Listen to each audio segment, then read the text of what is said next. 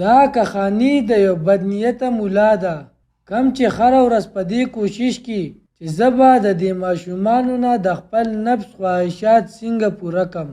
یو ارم نومې جنۍ د کمې عمر چې 14 کاله وي د هغې پلار وفات شوی ای. د هغې د پلار ډیر ارمانی چې زما لور د قرآن حافظه جوړه شي چې دنیا او آخرت ښایسته شي. نو د ارم دی د کور مخې ته یو جوماتي چې هغې کې یو مولای چې نوم یې پیازي، عمر 50 کالی، غټه غټه ګیرې، سپینې جامې اچولې او په خولې هر ټیم د الله ذکري. خلک دا ډیر بزرګ ګڼي او لاسونه یې ښکلوي، خو د ده حقیقت چاته معلوم نه وي. یو ورځ د ارم مور فیصله وکړه چې ته مولانا پیاز صاحب سره علم شروع کا، ځکه چې هغه ډیر دینداره سړی دی. ارم په لومبي ځل مور جومات ته بوځي او قاري صاحب سره سبق شروع کی. قاري صاحب چې ارم ویني په زړه کې ووایي څومره ښکلې جینۍ ده، الله ولله څومره حسن ورکړی. چې ارم کور ته راشي مور ډیره خوشحاله چې لور مې یو بزرګ انسان سره د قرآن خپې شروع کو، خو د مولا حقیقت معلوم نه وي چې څومره شیطان او بدنیته انسان دی. یو ورځ مولا ارم ته د چوټۍ نه پس ووایي لورې ستا ذهن د دې نورو ماشومانو نه ډیر تیز دی، زه غواړم چې تا ته زه څه اضافه علم درکم، هغه صرف زه خاص کسانو له ورکوم. ارم یو ساده جینۍ هغه ورته ووایي قاري صاحب چې څنګه ستا خوښوي. په سبا مولي صاحب د چوټۍ نه پس ارم یو کمرې ته راوغواړي. کمره ډیره خوشي، صرف پکې یو چټۍ او څو کتابونه پراته. مولا دروازه بند کی. ارم وای خو اوس ما ته علم شروع کوي. نو مولا په مزه आवाज باندې وای چې د الله یو بزرګ انسان څوک ټچ کوي نو هغه هم عبادت کې راځي او هغه ته غلط کار نه وای بلکې هغه عبادتي او په هغه باندې ثواب ملاويږي. ارم پوی نشي. مولا په مزه په هغه باندې لاس وخل شروع کی. یو څو منټه پس ارم ته وای ته امتحان کې پاش وي. مولا په زړه کې ډیر خوشاله و چې زما جال مضبوطیږي او بیا به هر ورځ سنا سبانه کوله او ارم ته به وی ته یوازې راځه زه تاله سره روحاني علم در کول غواړم او چاته دې باره کې سوایمو چې مولا مال سره روحاني علم راکړي.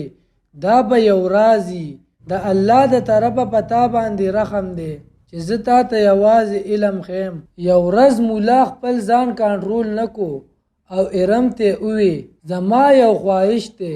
ارم ورته وی مولانا صاحب څه خواهش دی؟ زه تا سره سملاستل غواړم لکه څنګه چې ښځه خاوند سره سملی.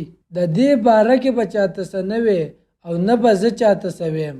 ارم ویرېده او مولانا ته ووی سبا بشي او کور ته راشي مور ته ټوله قصه وکړي، خو مور یې په یقین نه کوي. مور یې ووی هغه مولا نه دی، هغه یو فرشته ده. ارم د مور ډیر د پویا کولو کوشش وکي خو د ارم مور نه مني او په سبا بیا واپس جمعات ته ارم په زور بوزي. مولا ارم ته په خبرو کې وای زما نفس خوشاله کا او زما خواهشونه پوره کا او دمکی ورکی، خو انکار دی وکړو نو زبه د کلی خلکو ته ویم چې دا ما سره ناجیزه تعلقات جوړول غواړي. بیا وای سبا زما کمرې ته راشه ګینې عزت به دې لاړ شي او به شرمېږي. ارم کور ته راشي او ډیره پریشانه چې اوس به څه کوم او سوچ وکي او یو پلان جوړ کړي. په سبا د مولا خواله لاړه شي خو دې پیره ارم سره یو موبایلي په هغې باندې ریکارډینګ سټارټ کړی ای. مولا په مزه د هغې خواله رانږدې شو او وی ته زما د خواهش پوره کولو دپاره راغلی، زه ډیر خوشحاله یم، اوس راځه چې خپل کار شروع کو. ارم ووی صبر زه څو ګورم چې زمون خبرې خو وانه اورېدې. مولا ورته ووی زر کوه. ارم په بانه هلته نه وتښتېده او ویډیو خپلې مور ته وښوده. مور یې ویډیو فیسبوک له ورکړه او د کلي ټول خلکو وکته. د کلی خلک ډیر غوسه شو او وی دا خو به مونږ پرشته ګڼله او مولای د ګریوان نه ونیسو او پولیسو له ورکو او پولیسو ول ریمانډ ورکو او عدالت ته بوتلو. عدالت ول د 2 کالو سزا ورکړه او دا کخانی په دې ځای ختم شوه. او د دې کخانی هرگز دا مطلب نه دی چې ټول مولیان داسي. شکر الحمدلله زه په خپلم 15 وخت مونږ کوم مولا پسې او زمونږ د سر تاجونه دي خو بعضی شیطانیان مولیان پکشتا.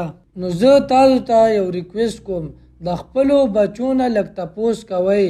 مرګرو خو ویډیو خوښه شوي ویډیو در سره ضرور لایک کړئ او چینل در سره ضرور سبسکرایب کړئ. ملاویږو په نوې ویډیو کې د الله